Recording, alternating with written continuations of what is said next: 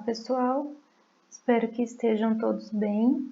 Vamos dar continuidade às aulas de psicodiagnóstico. Entramos então na quarta semana de aula e a atividade continua sendo um resumo do texto, sem cópia, digitado, para entregar impresso quando voltarmos, nas normas da ABNT de 1 a 2 páginas. O texto das aulas dessa semana é o capítulo 5 do livro Darzeno, mesmo livro que trabalhamos semana passada, porém o capítulo 5, que chama Algumas contribuições úteis para a realização da primeira entrevista com o consultante. Já disponibilizei o livro para vocês semana passada, então agora entraremos no capítulo 5. Diferente da semana passada, hoje eu vou gravar no mesmo vídeo as aulas de terça e quarta. Porque o capítulo é extenso, então eu preferi gravar tudo de uma vez para vocês poderem assistir continuamente, tá? E aí nas lives a gente separa e faz discussões sobre partes específicas do texto. Bom, então a autora, nesse capítulo, retoma a ideia de que a primeira entrevista é a primeira etapa do processo diagnóstico, mas que não necessariamente precisa ser uma só, não precisa ser apenas um encontro, uma sessão. E aí ela nos dá um exemplo, né, de casos em que mais de uma podem ser necessárias. Por exemplo, se o paciente, os pais da criança ou o adulto tiver um nível de ansiedade bastante alto ao chegar para a primeira entrevista, fica difícil manter um clima ideal de trabalho, porque essas pessoas precisam colaborar para que a gente consiga, de fato, acessar as informações importantes. Então, nesse caso, o primeiro encontro pode se tornar um encontro para provar que nós não vamos acusar essas pessoas de fracassos e erros, né? Que eles podem confiar na gente e que a gente vai fazer um trabalho no sentido sempre de ajudar e não de julgar. E aí pode ser então uma entrevista mais curta, mais centralizada na descrição daquela preocupação no momento. E depois, numa segunda consulta, a gente consegue encontrar essas pessoas menos tensas, mais colaboradoras. Outro aspecto interessante é de sempre ter na mente que essas pessoas possam ter passado em algum momento da vida por uma experiência negativa em relação a passar por um psicólogo, né? Pode ser que por algum motivo passar por um psicólogo tenha algum caráter negativo para essas pessoas e então isso dificulta a confiança e a tranquilidade. Nesse sentido, as primeiras entrevistas, as primeiras sessões podem ser voltadas para colaborar com essa diminuição da ansiedade e disponibilizar um espaço mais acolhedor para que então comece de fato a busca por informações. Outro item importante que ela relembra é sobre a presença da transferência e da contratransferência nas entrevistas iniciais. Embora ela coloca aqui, embora Melanie Klein diga que a transferência pode ser positiva, negativa e que ambas têm espaço, né, no processo psicodiagnóstico, é importante que a gente não tenha uma transferência negativa tão intensa a ponto de impedir o trabalho. Então, tem sim espaço para transferência positiva e negativa, desde que a negativa não seja tão intensa a ponto de impedir ou de dificultar muito o nosso trabalho.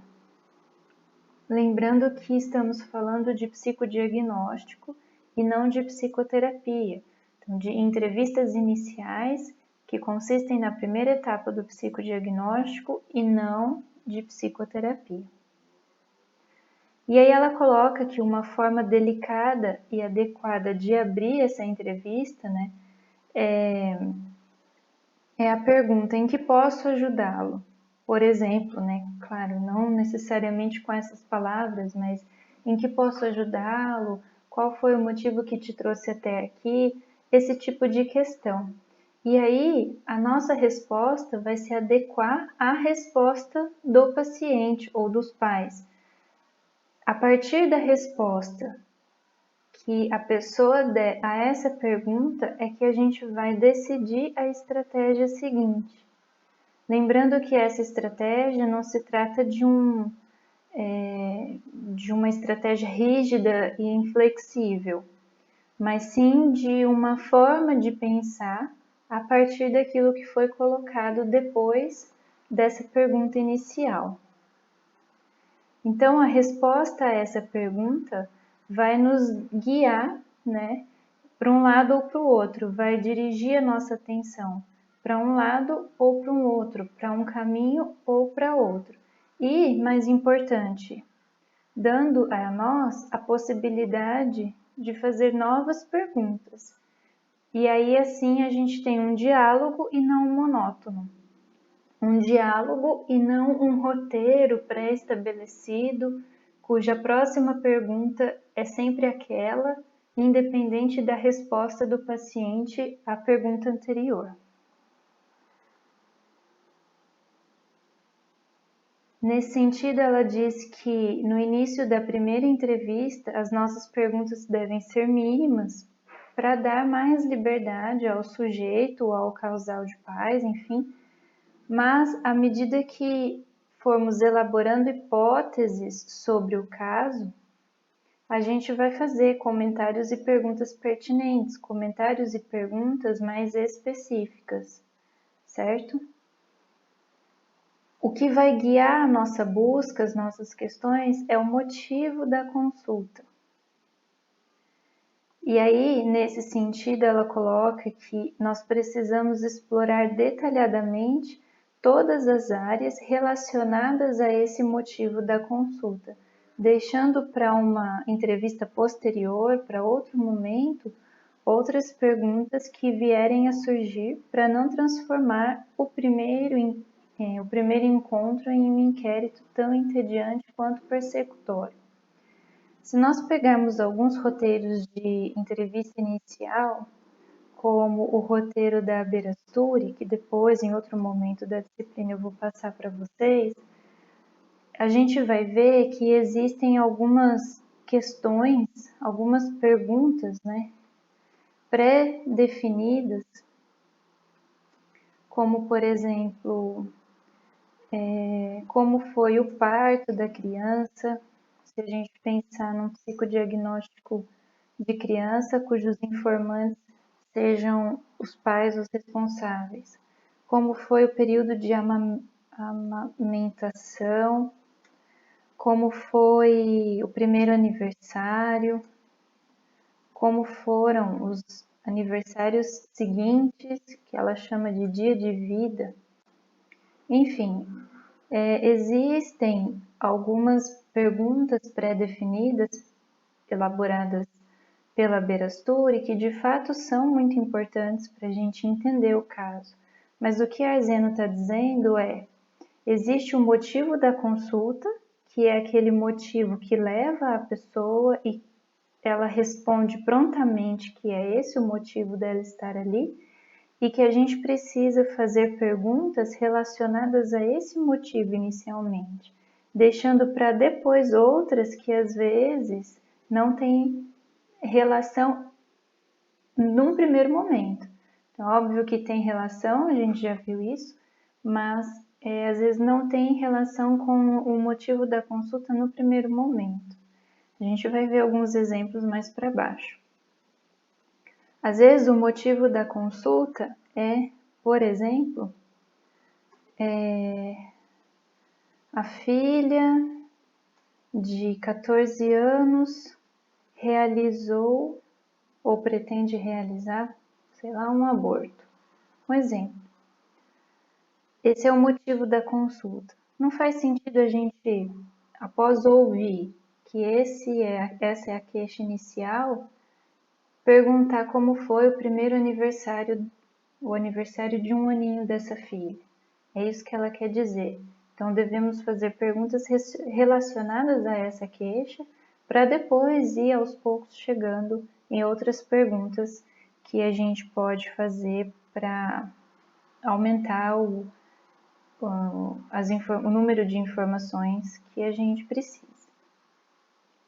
Bom, e aí então ela faz uma revisão do capítulo anterior, lembrando a gente que o motivo da consulta existe, né, o motivo manifesto e o motivo latente, que o motivo manifesto, então, é a resposta dada pelo paciente ou pelos familiares àquela nossa primeira pergunta inicial. Qual que era a pergunta? Em que podemos ajudá-lo? O que te trouxe até aqui? É aquilo, então, que está mais próximo da consciência e que o indivíduo prefere ou vai mencionar em primeiro lugar. Temos também o motivo latente, que é inconsciente e que vai surgir ao longo do psicodiagnóstico. Então, só para relembrar, já vimos isso. O sintoma, a princípio, então, vai ser o motivo manifesto. E aí ela faz alguns paralelos entre alguns conceitos para tentar diferenciá-los. E o primeiro deles é o motivo manifesto da consulta e consciência de doença. Então, aquilo que o paciente considera sintoma preocupante, portanto, motivo manifesto, e assim coloca desde o início, deveria ser considerado como consciência da doença. O que quer dizer? Quer dizer que aquela pessoa sabe que algo não vai bem. Ela tem consciência de que alguma coisa não está legal e ela descreve essa situação da forma como ela consegue, da forma como ela entende, da forma como ela pode. Por exemplo, não consigo estudar e estou preocupado, ou tenho pesadelos. Isso mostra que a pessoa tem consciência da doença, e aqui cuidado com essa palavra doença, tá? Estou seguindo o texto, é o termo que está sendo usado no texto, mas a gente sabe, né, por outras disciplinas, que o normal e o patológico é relativo. Bom, outra situação é se aquela pessoa não registrar nenhum desconforto, não falar sobre nenhum desconforto, então talvez ela não tenha consciência da doença. Poderia dizer então, eu vim até aqui porque fui mandado, fui obrigado, fui encaminhado. Estou bem, mas quero me conhecer melhor. No texto, vocês vão ver que lá está que essa pessoa tem consciência da doença. Por algum motivo não ficou omisso e isso nos leva a uma interpretação errônea da ideia. Atenção para esse detalhe. E aí, se ela responde, então, vim porque fui mandado, estou bem, mas quero me conhecer melhor, ela não tem consciência de doença, e aí a gente tem um trabalho que é descobrir tanto o motivo manifesto, que não está sendo manifestado, bem como o motivo latente, porque um psicodiagnóstico não é feito apenas por esporte. Então, tem alguma coisa aí, e aí a gente precisa trabalhar com isso e tentar entender melhor.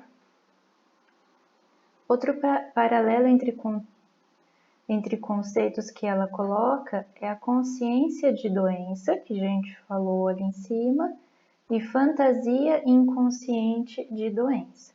Então, ela diz que são dois conceitos diferentes. Segundo a Zeno, muitas discussões entre a Anna Freud e a Melanie Klein sobre se a criança tem ou não consciência de doença aconteciam justamente porque elas estavam falando de coisas diferentes. Estavam falando de ideias diferentes. Anna Freud estava falando de consciência de doença e a Melanie Klein estava falando de fantasia inconsciente de doença. Então, Ana Freud dizia que a criança não tem consciência de doença. E ela estava certa. Por quê? Porque a maioria das crianças respondem que estão bem e não sabem o que está acontecendo com elas. É menos comum que elas mesmas possam relatar sintomas e mostrar preocupação ou sofrimento. Quem faz isso? Geralmente são os pais, ou a escola, ou os adultos responsáveis. As crianças e os outros também, não só as crianças, vão conseguir falar dos seus conflitos quando já estão na etapa final do tratamento. Então veja, a gente está falando aqui de psicodiagnóstico, uma etapa anterior, um procedimento anterior ao tratamento, né? Então é muito comum que que as pessoas não consigam falar dos seus conflitos ali. E isso, o fato delas conseguirem posteriormente falar sobre seus conflitos é um dos elementos que vai indicar o êxito do tratamento e também a proximidade de seu fim. Bom, Melanie Klein falava então de fantasia inconsciente de doença. Só retomando rapidinho, Ana Freud estava falando de consciência de doença e para ela as crianças, por exemplo, não têm consciência de doença. Vimos que também adultos muitas vezes não têm. Melanie Klein estava falando de fantasia inconsciente de doença, que pode ser encontrada em todo sujeito que consulta, inclusive naqueles dizendo que foi até um profissional porque foi mandado, porque foi obrigado, encaminhado. O que ela está dizendo é: todo mundo tem fantasia inconsciente de doença, inclusive aqueles que não têm consciência de doença. Isso significa que todo aquele que consulta percebe, mesmo a nível inconsciente, que há algo mal, causador, mal-estar, dramatizando ou visualizando como num sonho. Então, para Melanie Klein, todo mundo tem fantasia inconsciente de doença, enquanto para Ana Freud, nem todos têm consciência de doença. E aí, uma sugestão da Arzeno aqui um pouquinho solta nesse capítulo é de que o desenho livre pode ser interpretado como um sonho, justamente para identificar a fantasia inconsciente de doença defendida por Melanie Klein. Aí a gente vai ver depois sobre o desenho mais para frente, tá? Que foge da entrevista inicial. Outra expressão importante que ela traz é a fantasia inconsciente de doença, que é então o conceito de Melanie Klein. Aqui em cima ela estava diferenciando consciência de doença e fantasia inconsciente de doença. Aqui ela vai falar especificamente sobre fantasia inconsciente de doença. É aquilo que o sujeito sente. Sem se dar conta disso, ele sente sem se dar conta disso e, portanto, passa por baixo do nível consciente, que é o que a gente entende por inconsciente. Deixa eu arrumar aqui. Tal relação com o sentimento de tem relação com o sentimento de responsabilidade e compromisso com o sintoma descrito conscientemente e se refere que está mal e à sua causa. Sobre isso, eu recomendo uma série, talvez muitos de vocês já tenham assistido, chamada Mindhunter. Nessa série, agentes do FBI vão entrevistar pessoas que estão presas por terem cometido assassinatos, né, e violências, muitas delas sexuais contra mulheres, e estão presos. Então Eles vão atrás dessas pessoas para fazer entrevista com o objetivo de entender por que eles faziam aquilo e também pensar em alguma metodologia de prevenção, né? E aí conforme eles vão fazendo as entrevistas, a gente consegue perceber que os entrevistados, os criminosos, não têm essa sensação de responsabilidade pelo que aconteceu. Eles assumem o que eles fizeram, alguns assumem, outros não. Mas não está mal por causa disso. Muitos não colocam, inclusive, não se colocam como responsáveis, mas sim como vítimas das circunstâncias e tudo mais. Então fica aí uma sugestão para vocês assistirem. Tem Netflix. Exemplo que ela coloca: se o paciente diz, estou me sentindo mal porque não consigo me concentrar. Então, essa frase é o motivo manifesto, certo? Temos aqui o motivo manifesto.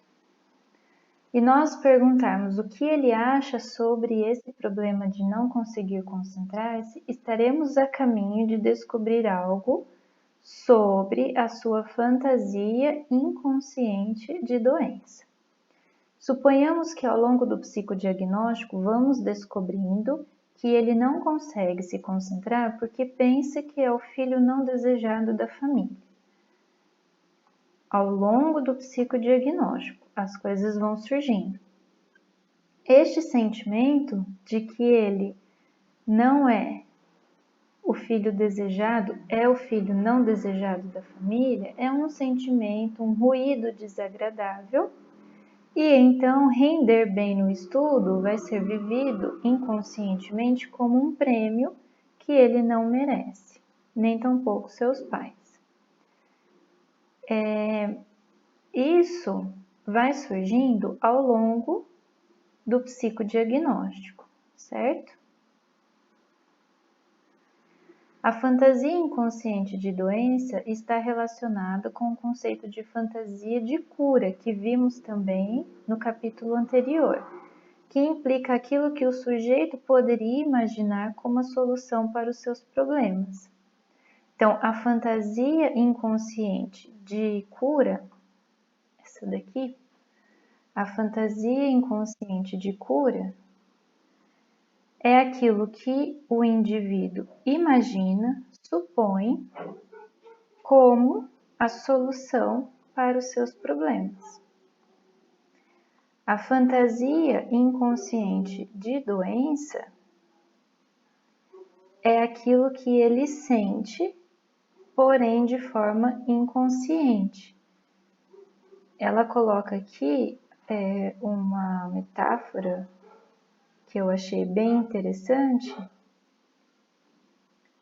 Cadê? O ruído desagradável, né? Então, o ruído desagradável, aquilo que fica incômodo, mas que conscientemente não se percebe. O que se percebe? No caso do exemplo, se percebe que ele não consegue se concentrar. Esse é o motivo manifesto consciente.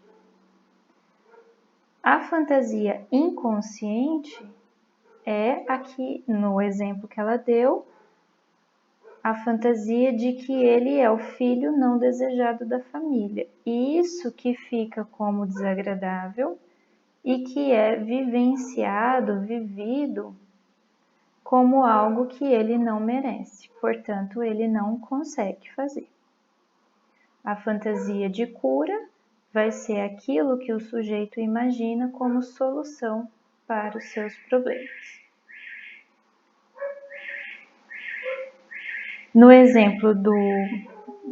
Nesse exemplo, né, aqui do rapaz que não consegue se concentrar, poderíamos descobrir que a sua fantasia de cura é de que algo ocorra com o irmão mais velho, afastando-o do lar, o que permitiria que ele funcionasse como filho único. É uma fantasia que poderia levá-lo à cura, porque se ele ficasse, então, como filho único, ele poderia passar a ser desejado e então ele se curaria. Ok. Próximo conceito, fantasia inconsciente de análise. Refere-se ao que o sujeito concebe inconscientemente, como já está no nome, como método para obter aquilo que a sua fantasia de cura coloca como solução de seus conflitos. Então vamos lá. Ele tem um motivo manifesto, aí ele tem uma fantasia inconsciente de doença, ele tem uma fantasia de cura. A fantasia inconsciente de análise significa a fantasia, portanto inconsciente, acho até um pouco redundante a gente colocar os dois, mas enfim, a fantasia de inconsciente de análise significa qual o método que eu preciso, o que eu preciso fazer para que eu consiga chegar àquela forma de me curar. Então, a fantasia inconsciente de análise é como eu vou fazer para chegar na minha fantasia de cura. Se a gente pega o exemplo anterior, a gente tem que o motivo manifesto é ele não se concentra. A fantasia inconsciente de doença é que ele é o filho não desejado da família.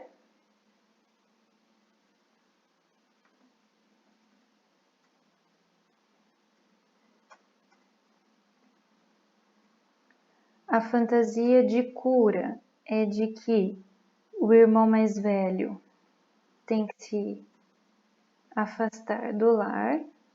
O irmão mais velho tem que se afastar do lar de alguma forma. E aí então ele passaria a ser filho único, né?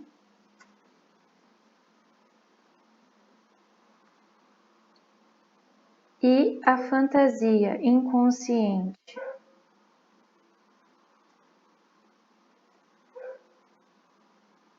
de análise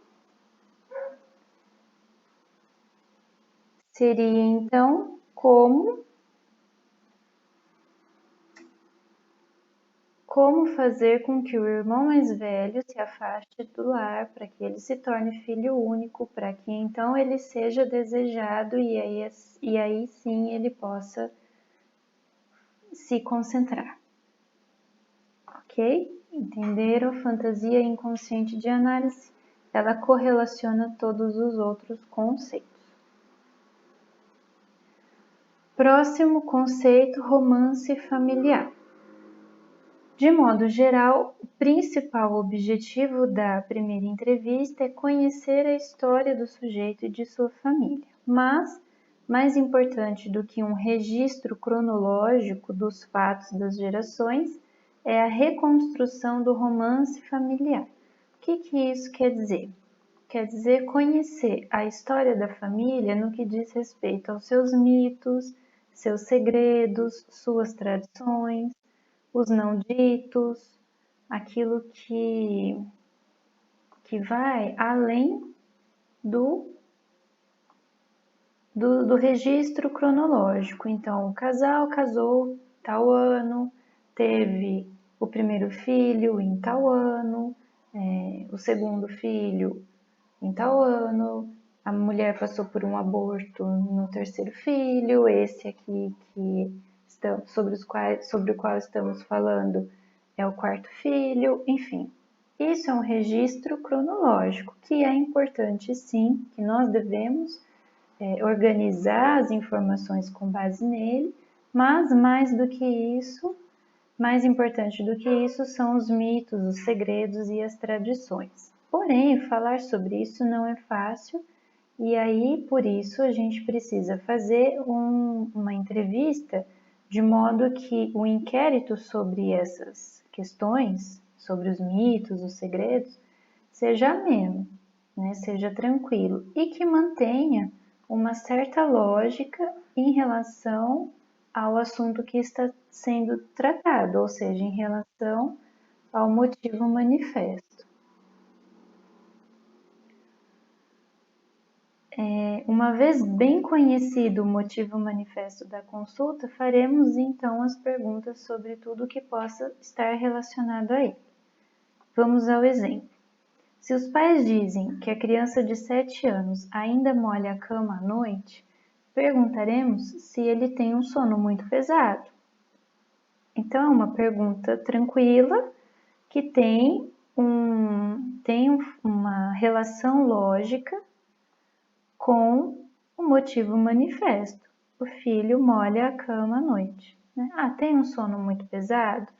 Bebe muito líquido antes de dormir? Qual é a atitude de vocês, familiares, a este respeito? Vocês ficam bravos? O que vocês fazem? Como vocês evitam? Bom, percebem que essas perguntas estão relacionadas com o motivo manifesto. Ainda não chegamos lá no mito, no romance familiar, nos segredos da família, nas tradições. Se o menino está preocupado ou não com a sua enurese, e aos poucos iremos entrando em níveis mais profundos, certo? Então, perguntas mais coerentes com o motivo manifesto e depois outras perguntas que também são coerentes, mas que são mais profundas. Perguntaremos então se há na família algum membro enurético.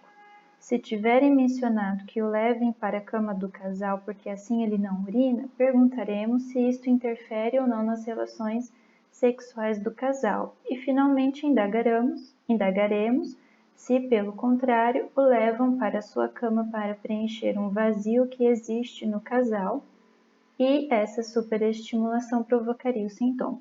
Percebe, então, que o que ela está dizendo é que a gente vai começar por perguntas amenas, perguntas que possuem uma relação lógica com o motivo manifesto. E nós não vamos, melhor, a partir da queixa inicial, da enurese, e ir direto para preencher um vazio. Né? A gente não vai fazer isso nesse sentido diretamente. Nós vamos passando por questões, por busca de informações, para ir depois, aos poucos, entrando em níveis mais profundos.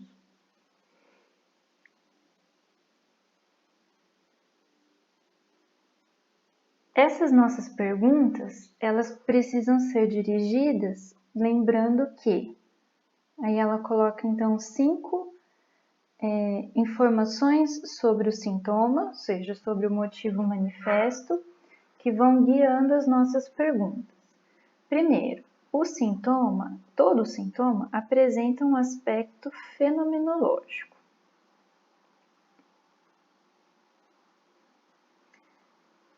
Nesse sentido, precisamos perguntar minuciosamente tudo aquilo que se refere ao mesmo. Lá no caso da enurese, se bebe muito líquido antes de dormir, se tem o sono pesado, se usa medicamentos para dormir, o que também dificulta a criança a acordar para ir ao banheiro. Enfim, tudo isso sem dar nada por sabido. Então, às vezes a gente tem a mania de achar que já entende sobre o assunto. A gente já sabe tudo sobre enurese, e então a família diz que a criança é enurética e a gente já supõe um monte de coisa. Não, a gente tem que saber o que aquilo representa para aquela família. Exemplo, os pais dizem sobre uma criança, é teimoso, mas ao pedir descrições para, no caso do exemplo, para os pais sobre o que é ser teimoso, podemos descobrir talvez que seja uma conduta de reafirmação muito madura da criança, de um menino, que não se submete aos seus pais que são excessivamente rígidos e obsessivos, certo? Então a gente precisa perguntar sobre o sintoma sem dar nada por sabido. Isso é muito importante, um exercício constante que devemos fazer. Segundo, o sintoma mostra e esconde ao mesmo tempo um desejo inconsciente. Então, segunda característica que deve guiar as nossas perguntas é que o sintoma mostra e esconde ao mesmo tempo um desejo inconsciente. Esse desejo inconsciente vai entrar em oposição com uma proibição do superego. Então, é um desejo que, enquanto desejo, quer ser realizado, porém o superego proíbe isso de acontecer. Também nesse sentido é importante perguntar como que a criança ou adolescente reagem diante dos sintomas descritos pelos pais. No caso da enurese, por exemplo, como vocês, pais, reagem ao fato do filho de vocês molharem a cama à noite? E como a criança reage a isso, né?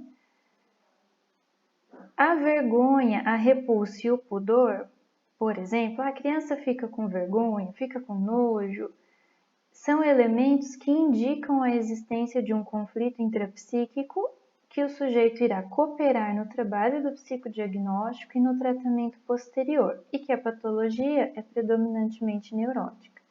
Aqui eu lembro de novo da série Mindhunter, que eu falei há pouco. Por quê? Lá na série, vocês vão ver que os assassinos que estão sendo entrevistados, dificilmente demonstram esses aspectos, vergonha, repulsa, pudor, medo, culpa. Dificilmente eles apresentam isso. Nesse sentido, nós, no caso lá dos entrevistados, não estaríamos falando de uma neurose. Estaríamos falando mais de algo perverso, psicótico, né? Ou mesmo de uma psicopatia. Quando a gente pergunta sobre a reação da criança ou do adulto, enfim, do paciente, aquilo sobre o qual ele se queixa, a gente tem informações sobre a sua estrutura. Informações, tá? Não estamos fechando o diagnóstico ainda. A gente consegue, com essas informações, levantar uma hipótese.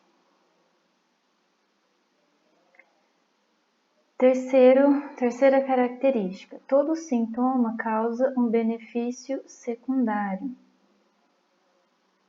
Opa, mudar de cor. Todo sintoma causa um benefício secundário. Então, a gente precisa calcular o que esse sujeito obtém, né? E o que ele perderia no caso de abandonar esse sintoma. Isso vai nos indicar as resistências com as quais a gente vai ter que trabalhar pensando na superação. Quarta característica, o sintoma expressa algo no nível familiar.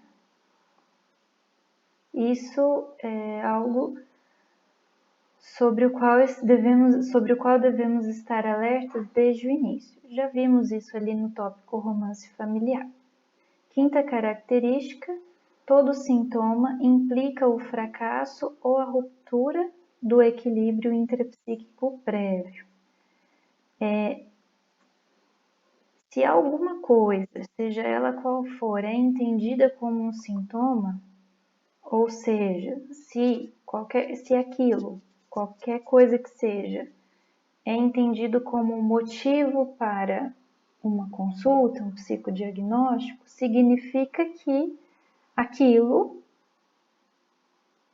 rompeu com um equilíbrio intrapsíquico prévio.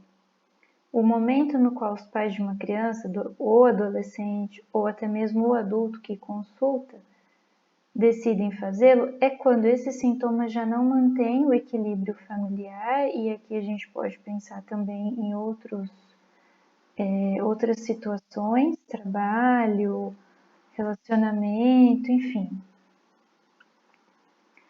Ou não basta, e aí a estrutura familiar, ou também de trabalho, etc., balança.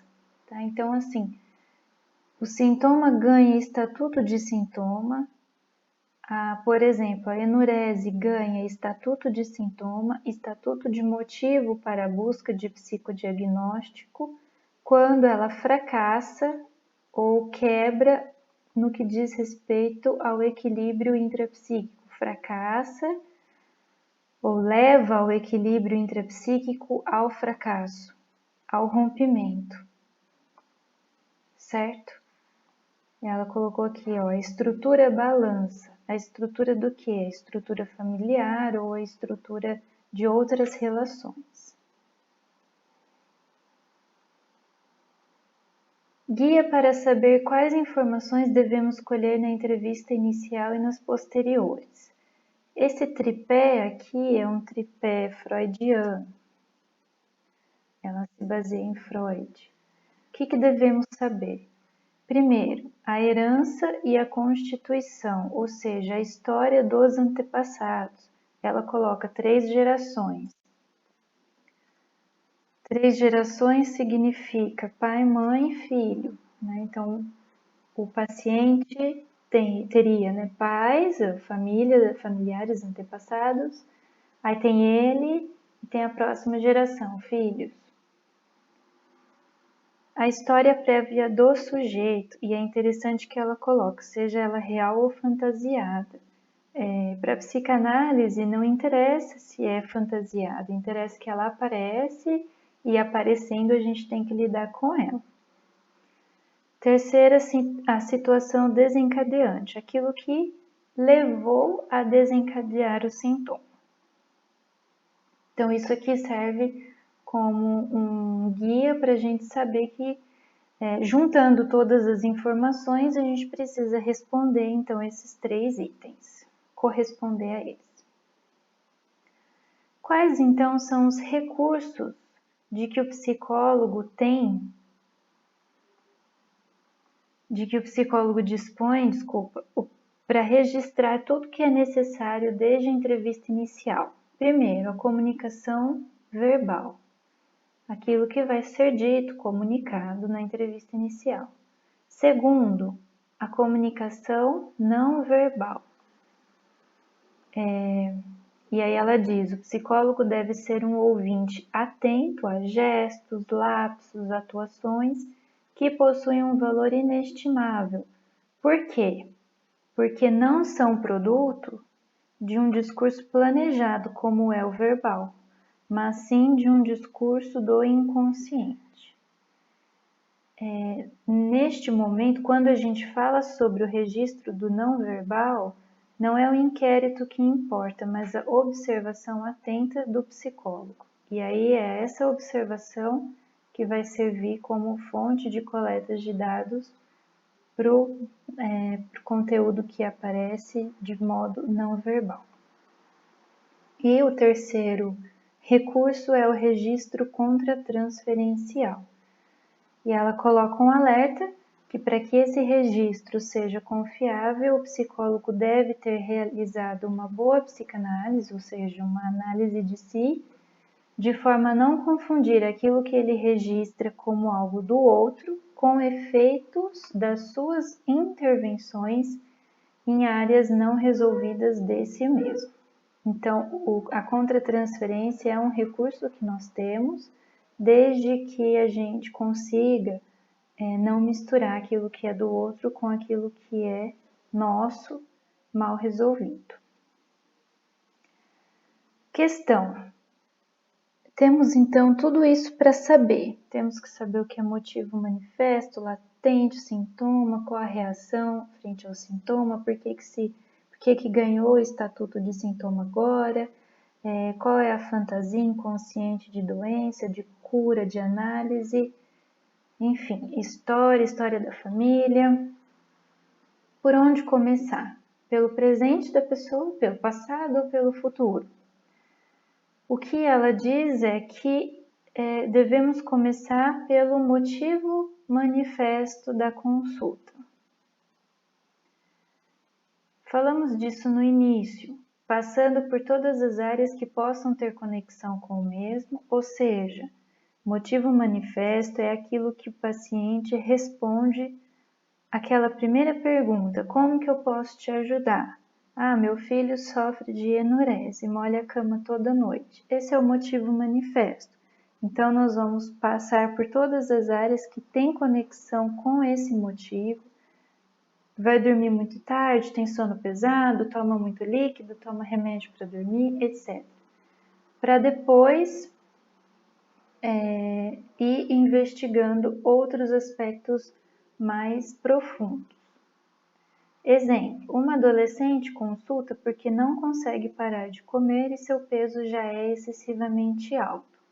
Quando entrevistarmos seus pais, porque é adolescente, deveremos pedir que descrevam a maneira como ela se alimenta atualmente, para depois investigar todos os antecedentes nesta área desde a época da amamentação. Se não dermos atenção ao resto, talvez não descobramos que ela nasceu cianótica e com circular dupla no cordão, o que explicará outras manifestações do comportamento da jovem. Ou seja, não se trata de omitir áreas, omitir presente, passado ou futuro, mas sim de inseri-las de forma inteligente de acordo com o caso. Outra sugestão. Quando o sujeito ou os pais chegam angustiados demais pelo presente, é contraproducente remetê-los ao passado. Pode acontecer o oposto, ficarem presos à primeira infância e impossível que consigam descrever o filho como o veem nesse momento. Então, o que ela quer dizer? Se eles chegam angustiados demais pelo presente e a gente faz uma pergunta que remete essas pessoas ao passado, por elas estarem muito angustiadas com o presente, pode ser que ela fique lá no passado, que está mais confortável.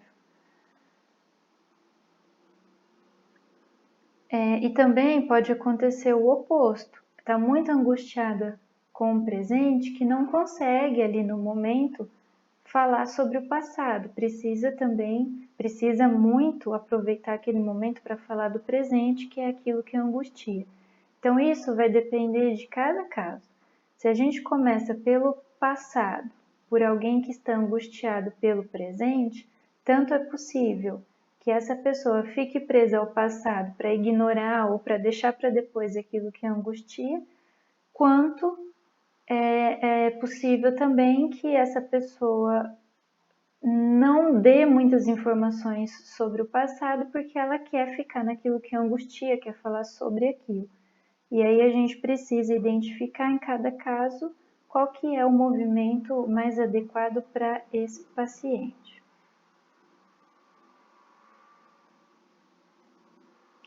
Enfim, essas são as orientações para a primeira entrevista. Acredito que esse capítulo nos dá mais direcionamentos ainda sobre o que fazer, como fazer a respeito da primeira entrevista ou das primeiras entrevistas. Tendo feito, a gente encerra e ela sugere que a gente combine os próximos passos, né? Os horários das consultas posteriores e também os honorários, né? Valores e a forma de pagamento. E aí terminaríamos então a primeira etapa da entrevista do psicodiagnóstico, que é a entrevista inicial. Depois disso, lá no capítulo 5, ela coloca um exemplo de entrevista inicial a respeito de uma criança de 7 anos. Então, para essa semana, tanto para a aula do dia 31 de março quanto 1º de abril, fica esse conteúdo para a gente discutir nas lives. E para a semana que vem a gente vai estudar, ler junto e ver o exemplo de entrevista inicial que ela traz nesse capítulo. Certo? A gente se encontra então nas lives. Até mais tarde.